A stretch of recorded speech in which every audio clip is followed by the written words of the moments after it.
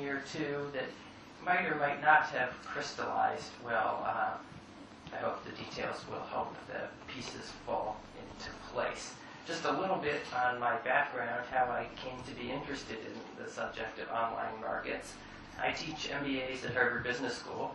These days, many of them want to start .coms. It looks like the fastest way to achieve the success that they're looking for, and indeed it might well be. They think about who to charge, who to subsidize, how to compete with competitors that are free. Especially these days, they're thinking about what to do if they find they can't reach the customers they're looking for because powerful intermediaries, most often Google, but also others, stand in the way. So that's the kind of thing that I spend time thinking about, both for my students' benefit and also to write articles about it. On the side, folks hire me to help get to the bottom of being overcharged, typically as advertisers who find themselves paying more for online advertising than they think they should be paying. Often that work is adverse to Google. I make no secret of that. And surely Google would have a different explanation for how these problems unfold. More on that in a bit. I want to start with what's so great about online markets, expanding on the ideas that Navneet offered.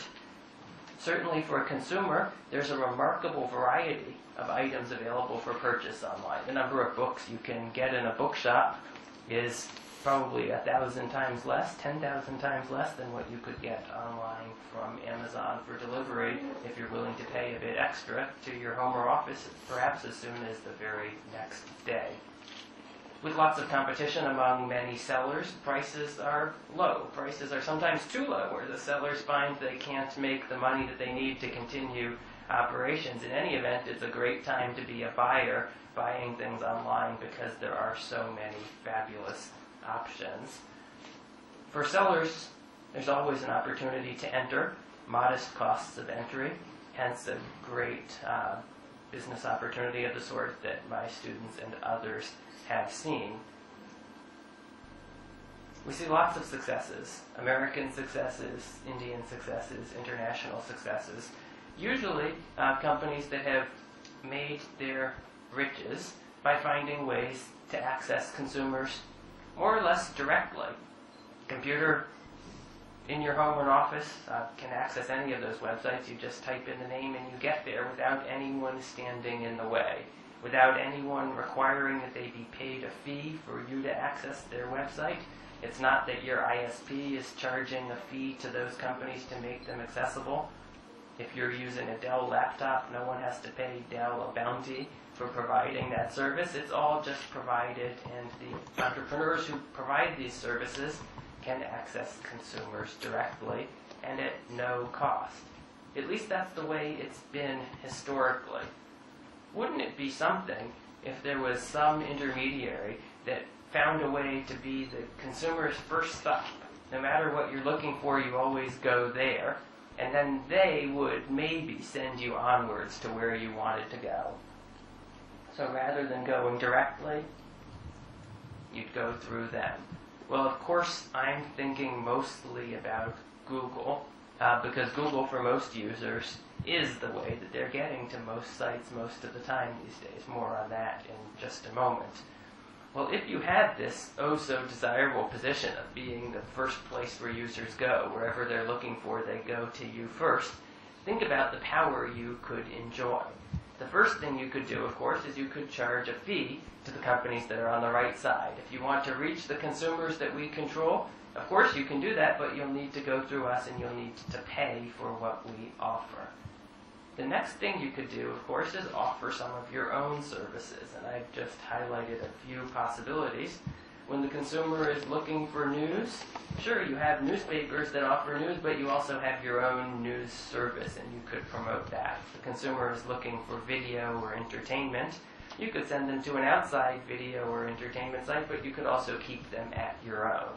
And sure enough, there have been persistent allegations of Google abusing its position in exactly those ways. I'll give you some specifics at the end of the talk, but there's a dozen, give or take, antitrust lawsuits that have been filed, investigations opened by regulators, and by private parties on 3 continents. So these concerns are widespread and growing at a pretty rapid clip. The impetus for the concern, of course, is Google's market share, which is absolutely remarkable. There are countries where Google's market share is a rounding error away from 100%. Winner take all, indeed, as Navneet says. India, of course, is somewhere in the middle, with a market share around 80%, according to my sources. It's remarkable to think 80% could be the middle, but there you have it, India right in the middle. The United States, too, actually, a market where Google's market share is in the middle, maybe 72, 75% in the United States. In the United States, the reason for Google's relatively lower market share is that a lot of users began using Yahoo early on. Yahoo was a strong vendor in the United States, and the users still use Yahoo.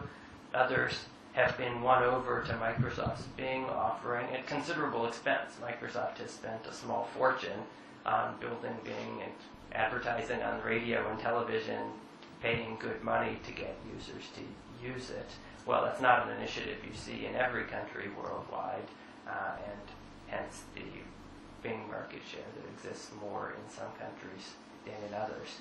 But these are all very large numbers. Market shares like 80% or even higher certainly are sufficient to trigger the kinds of competition scrutiny that appropriately applies when a company enjoys that position of dominance. Context in which it has been claimed, at the very least, that Google uses its position of dominance in order to extract some rents from consumers, from publishers, from advertisers, and perhaps prohibit. So I'd like to go through these in sequence, beginning, of course, with the way Google treats consumers. Probably some of you can remember when a Google search screen looked like this. Here I searched for laptop. You can see I got some links, simple as can be. There are no advertisements. When Google launched, there were 0 advertisements. That was part of what made us all like Google so much in the beginning. Probably some of you chose to use Google back then because the competitors were clogged up with advertisements that were unhelpful, irrelevant, distracting, flashy, maybe all of those things, maybe some other bad things too. You liked Google because they didn't have that junk. Well, what happened after that? Google did add some advertisements on the right side. Later they added 1 advertisement on the top, 2 advertisements on the top, 3 advertisements on the top. Sometimes these days you'll find as many as 4 advertisements on the top. Here we have a comparison ad followed by 3 regular ads, and there can be as many as 3 more advertisements on the bottom. So in terms of the price that Google is charging to consumers, well, on one level the price is still 0. You don't have to pay money to use Google. But what do you have to do? You have to tolerate this ever-growing number of advertisements. If a television station started showing 40 minutes of commercials per hour rather than 15 minutes of commercials per hour, you would say they had raised the price of watching television. They're going to sell more advertising. And so too here. It seems to me that as Google's market share has grown, Google has raised the price to consumers by forcing consumers to accept more advertisements. And you're forced in the sense that if you want the product, you're going to receive the ads. You're not literally forced. You could always go elsewhere for a search engine, especially if you're in a country where there are competitors. But still, the price of using Google's has increased. If you look carefully, you may also notice the change in font size of the advertisement. Here's the before. Here's the after. Watch the right column. I'll do it one more time. Before, after. Google has increased the font of the advertisements, making the fonts that much bigger, making the advertisements take up that much more room on the page. So for consumers, there are more advertisements. No real dispute about that. Is that an example of treating consumers badly? Third chapter of my dissertation says that if you click on an advertisement, some things that happen to you on average, they're worse than if you click on an algorithmic result. You're more likely to have spyware or adware installed on your computer, more likely to give your email address to a site that will send you 100 or more emails a week indefinitely.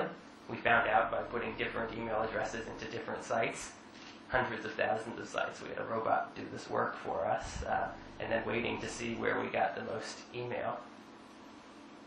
The advertisements aren't necessarily great.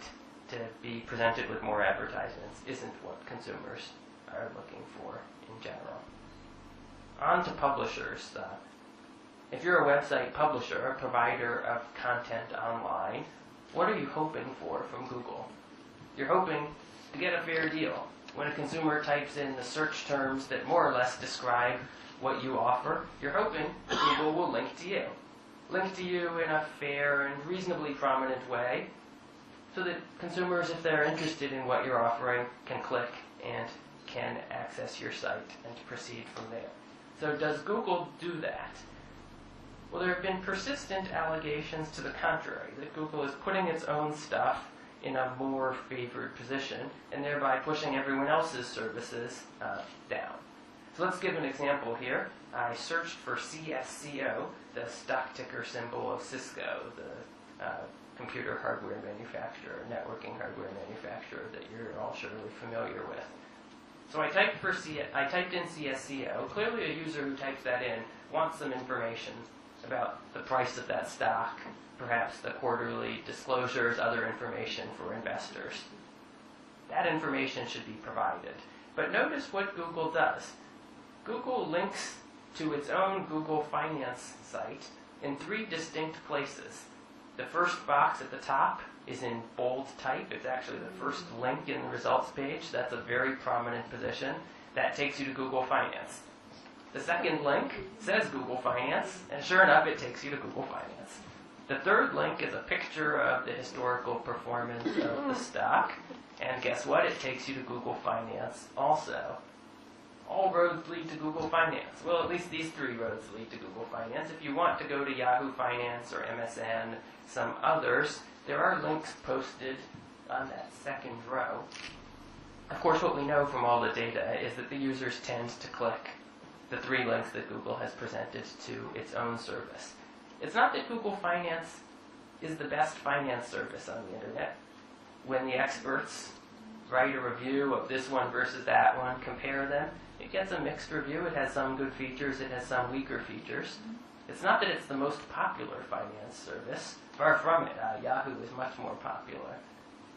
But it's Google's service, and so they can put it in the front, whether it's what you want or not. It's their search result page, and they're going to put it there if they want to.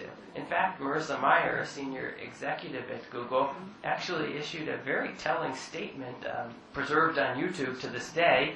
When we launched Google Finance, we thought, hey, we did all this work to make it, why shouldn't we put it first? So it was a telling quote. You'll find it linked from some of my articles if you're looking for it, or email me and I'll send you the video where you can watch her saying so. Clearly this is a problematic state of affairs if you're running another finance site. If you're running Yahoo Finance or MSN Money or any other competing service, you've got to be worried when you see this, because all the users you thought you were going to be able to reach are getting siphoned off. They're getting sent to Google's offering instead. Well, let's look at a couple of others. What if a consumer wants an online calendar? And they type in calendar into Google. What calendar are they told is the best online calendar to use? Predictably, it's Google Calendar. Google Calendar, not a particularly popular offering. It was launched 7 years after the Yahoo Calendar, so they're late and they're not necessarily offering all the features that users want. It doesn't work if you're on an airplane. It's online only. Well, nonetheless, they put it first. Interestingly, Yahoo, if you search for calendar, gives you Yahoo Calendar. So it's not as if Google is exactly alone in favoring its own services. Yet by being so big, by having the high market share and the dominant position that they have, when Google takes this action, it has a certain effect of pushing certain users towards Google Calendar. Meanwhile, when Yahoo does the same thing, because Yahoo has so many fewer users, the effect is much, much smaller. So I wrote some software that checked a variety of terms, generic terms like maps, calendar, email, and so forth, at multiple search engines. And I presented here in the red box on the diagonal the number of times that each search engine linked to its own results. And what you see is that Google is linking to its own stuff more than Yahoo is linking to its own stuff, more than Microsoft is linking to its own stuff. So Google, in addition to having the largest market share and thus the ability to influence the most consumers, is also using that market power more forcefully to push users towards its own services that much more often. You can see the same thing if we analyze the single top result rather than the top 3 results. No matter how you slice it, you tend to reach the same kind of conclusion. It actually goes further than that, though. First, let me establish a principle for you.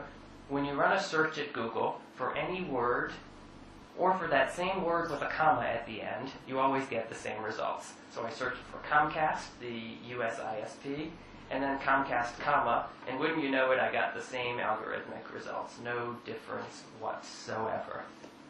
It's not a question that arises very often, of course, because what kind of a strange person would run a search that has a comma at the end? Who does that anyway? Well, I do that. I do it for diagnostic purposes, because I had a theory. My theory was maybe when Google messes with results and puts its own stuff at the top, maybe they forgot some. Maybe they forgot what happens when you search for calendar with a comma. They put their own link at the top when you search for just calendar. We saw that before. But what happens when you search for calendar, comma? Well, I've got a different example for you.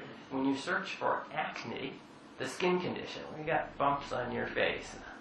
High schoolers have it all the time, right? You search for acne, and you get this big Google Health box at the top. The top link, the second link, and the picture all take you to Google Health. But what if you were to search for acne, comma? A strange search. No one really searches for acne, comma, but look at what happens. This is the one exception to the rule that commas don't matter. Usually commas don't matter, but here, when you put the comma in, all of a sudden that Google box at the top disappears. So what can we infer from this strange exception to the rule?